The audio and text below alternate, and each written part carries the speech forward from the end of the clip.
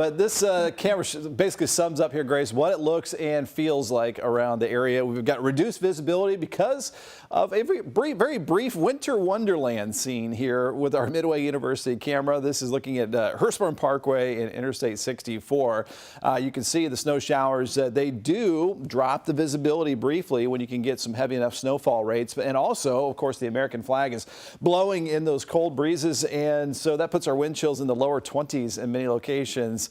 Really not going to cause any problems on the roads. There might be a couple slick spots, especially in southern Indiana on the bridges and overpasses, but the road temperatures and air temperatures are above freezing for the most part. So if you do have some travel, I wouldn't be too concerned about any icy spots out there. Here is a look at max HD radar and satellite. The bulk of the snow at this system is off to our northeast. Steadier snows there in southwestern Ohio, and then it's drier just off to our southwest. So not everybody is going to see these snowflakes out there, but some occasional flurries from time to time through our Friday afternoon. Our temperatures are hovering right at or just above freezing in most locations. So we're at 32 in Madison, 31 in Elizabethtown. We'll make it to the mid 30s in most locations for this afternoon. There you can see some batches of some of this snow moving through Fern Creek and off to the southeast, eastern portions of Bola County, Mount Washington, over towards Taylorsville. Just a little bit of that snow there around Shelbyville as well. Nothing as we look off to the south over most of our Kentucky communities. So as we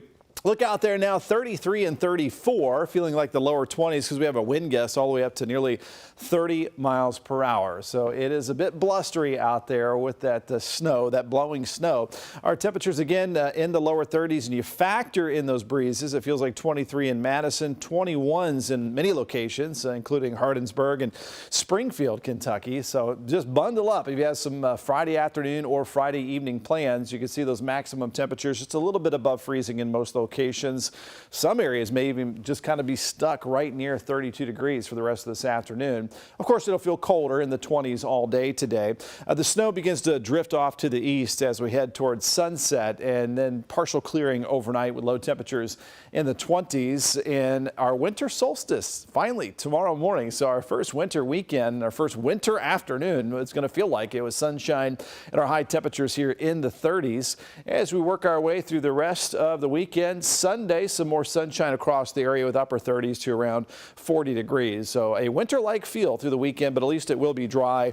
And again, I don't expect any troubles if you have some weekend travel plans for the holidays. So some flurries out there. Your forecast high today at 37 degrees. Those northwest winds sustain 10 to 20. Some of those gusts a little bit higher than that. Then later tonight, those winds will diminish as that system begins to move off to the east. Our sunset at 5:26. And as we look ahead for tonight, our low temperatures in the 20s here, so cold and dry, and our high temperatures in the middle to upper 30s around the area for tomorrow afternoon. Got a bit of a warm up though as we head towards Christmas time. After the weekend, Monday a high of 48, Christmas Eve Tuesday 49, just maybe a few sprinkles around, shouldn't be a big deal if you're going to be heading out to some of the Christmas Eve services.